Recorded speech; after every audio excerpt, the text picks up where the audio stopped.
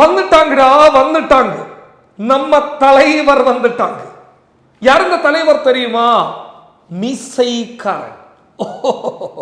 അങ്ങനെ പറഞ്ഞു കഴിഞ്ഞാൽ മനസ്സിലാവില്ല അല്ലേ? നമ്മുടെ മീശക്കാരനായ വിനീത് അണ്ണൻ. അണ്ണൻ ഇറങ്ങിയിരിക്കുകയാണ്. അണ്ണന്റെ കാന്താരികളും കലിപ്പന്മാരുമൊക്കെ വെടിപ്പൊട്ടിക്കൽ തുടരുകയാണ്.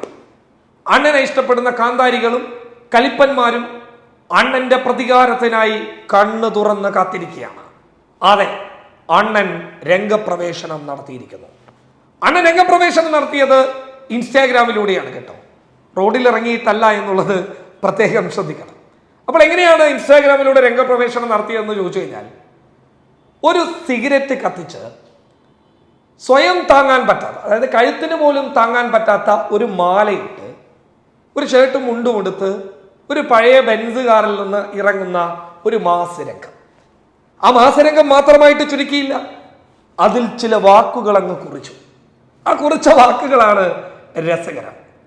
എന്നെ വലുതാക്കി ഇവിടെ വരെ എത്തിച്ച ട്രോളന്മാർക്ക് 1000 നന്ദി.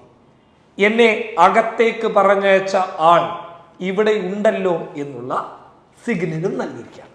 അണ്ണനൊരു തമിഴ് സിനിമ ആരാധകനാണ് എന്നാണ് എനിക്ക് തോന്നുന്നത്. കാരണം തമിഴ് സിനിമയിലെ നായകന്മാരൊക്കെ ഇജാതി ഡയലോഗൊക്കെ ഇടാറുണ്ട്. അപ്പൊ ആ ഒരു ഡയലോഗാണ് നമ്മുടെ അണ്ണൻ കാച്ചിരിക്കുന്നത്. പക്ഷെ അണ്ണനോട് പറയാനുള്ളത് ഇത് കേരളമാണ്. അണ്ണൻ അകത്തേക്ക് പോയിട്ടുള്ളത് സാധാരണക്കാരന് പഞ്ചസാരയും അരിയും ഗോതമ്പും എണ്ണയൊക്കെ വീട്ടിൽ എത്തിച്ചു കൊടുത്തതിന്റെ പേരിലല്ല, മറിച്ച് ഇതൊക്കെ സ്വന്തം വീട്ടിലേക്ക് വാങ്ങിക്കാനോ അല്ലെങ്കിൽ സ്വന്തം പുട്ടടിച്ച് കയറ്റാനോ വേണ്ടിയിട്ട് ചില സ്ത്രീകളെ ഈ പണത്തിന് വേണ്ടിയിട്ട് ഉപയോഗിക്കുകയും അവരുടെ സ്വകാര്യതയടക്കം കയ്യിൽ വെച്ചിട്ട് അവരെ ഭീഷണിപ്പെടുത്തുകയും അവരെ ഉപയോഗിക്കുകയും ചെയ്തതിന്റെ പേരിലാണ് അകത്തേക്ക് പോയത് എന്നുള്ളത് ഈ അണ്ണനോട് അണ്ണന്റെ കലിപ്പനും അണ്ണന്റെ കാന്താരികളും പറഞ്ഞു കൊടുത്തില്ല എങ്കിൽ കേരളത്തിലെ പൊതുസമൂഹം ഇടയ്ക്കിടയ്ക്ക് പറഞ്ഞു കൊടുക്കേണ്ടി വരും. ഒറ്റ കാര്യമാണ് അണ്ണനോട് പറയാനുള്ളത്. ഇൻസ്റ്റാഗ്രാമിൽ വന്നിട്ട് വീഡിയോ ഒക്കെ ഇടുന്നതൊക്കെ ശരി തന്നെയാണ്. പക്ഷെ ആ പഴയ പരിപാടി കാണിച്ചു കഴിഞ്ഞാൽ, സത്യം പറഞ്ഞു കഴിഞ്ഞാൽ എട്ടിന്റെ പണി കിട്ടും എന്നൊക്കെ പറഞ്ഞു കഴിഞ്ഞാൽ അതൊരു തമാശയായി മാറും. കാരണം എന്താണെന്ന് വെച്ച് കഴിഞ്ഞാൽ, ഇയാളെ പോലെയുള്ള ആളുകൾക്ക് എന്തുകൊണ്ടാണ് ഇത്ര പെട്ടെന്ന് ജാമ്യം കിട്ടുന്നത് എന്ന് ചോദിച്ചു കഴിഞ്ഞാൽ, നമ്മുടെ കോടതിയുടെ ഒരു സിസ്റ്റം ഉണ്ട്.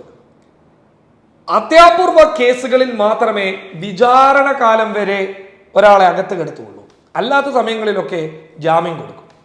അത്യാവശ്യം കൊലപാതക കേസായാൽ പോലും ജാമ്യം കൊടുക്കുന്ന അവസ്ഥയുണ്ട്. അത്രയും ശക്തിയുള്ള കേസുകളിലായാൽ മാത്രമേ ഈ ജാമ്യം കൊടുക്കാതിരിക്കുന്ന ഒരു സിസ്റ്റം ഉള്ളൂ. അതുകൊണ്ട് തന്നെ ഇയാൾ ജാമ്യത്തിൽ ഇറങ്ങി എന്നുള്ളതിന്റെ പേരിൽ ഇയാൾ ഒരു വീഡിയോ പങ്കുവെച്ചിട്ട് ഒരു വലിയ വെല്ലുവിളിയൊക്കെ നടത്തുകയാണ്.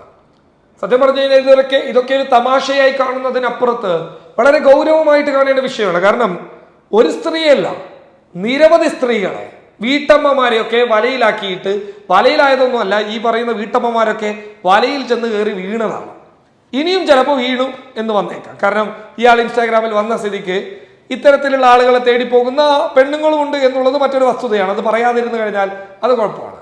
അപ്പൊ ഇയാളിപ്പോൾ ഇൻസ്റ്റാഗ്രാമിൽ വന്നിരിക്കുകയാണ്, ഇപ്പോഴും ഇയാൾ ആക്റ്റീവായിട്ട് നിൽക്കുന്നു. അപ്പൊ സ്വാഭാവികമായിട്ടും ചിന്തിക്കേണ്ട ഒരു വലിയ വസ്തുത എന്ന് പറയുന്നത്, ഒരു സ്ത്രീയോ 2 സ്ത്രീയോ അല്ല, നിരവധി സ്ത്രീകൾ അവരിൽ നിന്ന് പണമടക്കം അപഹരിക്കപ്പെട്ടിട്ടുണ്ട് എന്നുള്ളത് പോലീസിന്റെ അന്വേഷണ റിപ്പോർട്ടിൽ വളരെ വ്യക്തമായി തെളിഞ്ഞിട്ടുള്ള കാര്യമാണ്. കോടതിയിലടക്കം സമർപ്പിച്ചിട്ടുള്ള കാര്യമാണ്. അപ്പോൾ ക്രിമിനൽ പശ്ചാത്തലമുള്ള ഇയാൾ സോഷ്യൽ മീഡിയ പ്ലാറ്റ്ഫോമിൽ വന്നിട്ട് ഒരു വെല്ലുവിളി നടത്തുമ്പോൾ അത് നമ്മുടെ സമൂഹത്തിനെ അടക്കം വെല്ലുവിളിക്കുന്നതിന് തുല്യമാണ്. അപ്പോൾ ഇവിടെ എന്താണ് ചെയ്യേണ്ടത്? ഇയാളുടെ ജാമ്യ ഉപാധികൾ പരിശോധിച്ച് നോക്കണം. എന്താണ് ഇയാൾക്ക് ജാമ്യം കൊടുക്കുമ്പോഴുള്ള കണ്ടീഷൻസുകൾ? ആ കണ്ടീഷൻസുകൾ നിലവിൽ പറയുന്ന ഈ വീഡിയോയിലൂടെ അയാൾ ലംഘിച്ചിട്ടുണ്ടോ?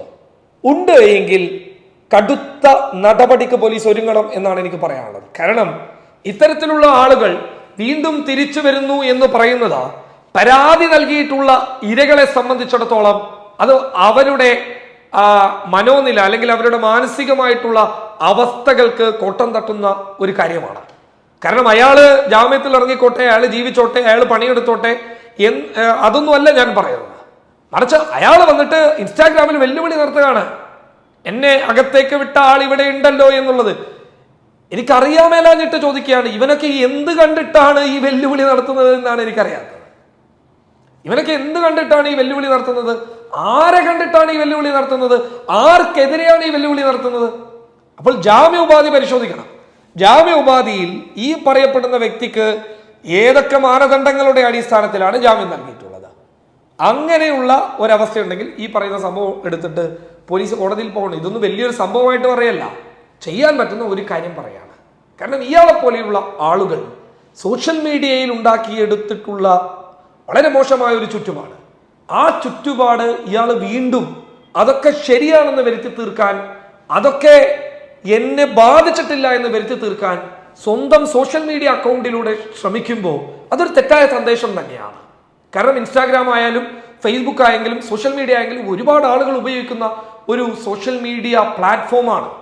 അങ്ങനെയുള്ള പ്ലാറ്റ്ഫോമിനകത്ത് ഇത്തരത്തിൽ വലിയ രീതിയിൽ ചർച്ചയായിട്ടുള്ള ഒരാൾ തനിക്കൊന്നും സംഭവിച്ചിട്ടില്ല, താൻ തന്നെ കുടുക്കിയ ആളുകളെ നേരിടാൻ വേണ്ടിയിട്ട് വെല്ലുവിളി നടത്തുന്ന ഒരാളാണ് എന്ന് അയാൾ പ്രഖ്യാപിക്കുമ്പോൾ ആ പ്രഖ്യാപനം ഉണ്ടാക്കിയെടുക്കുന്ന ഒരവസ്ഥാവിശേഷം അത് എത്രത്തോളം ഗൗരവമേറിയ കാര്യമാണ്, അത് എത്രത്തോളം ചിന്തിക്കേണ്ട വസ്തുതയാണ്. ഇവിടുത്തെ നിയമ സംവിധാനങ്ങളെ, ഇവിടുത്തെ പോലീസ് ഉദ്യോഗസ്ഥരെ അടക്കം വെല്ലുവിളിക്കുന്ന അവസ്ഥകളാണ്. അപ്പോൾ എനിക്ക് പറയാനുള്ള ഒറ്റ കാര്യമേ ഉള്ളൂ, ഇത്തരത്തിലുള്ള വെല്ലുവിളി നടത്തുന്നത് ആരാണ് എന്നുള്ളത് സമൂഹം ചിന്തിക്കണം.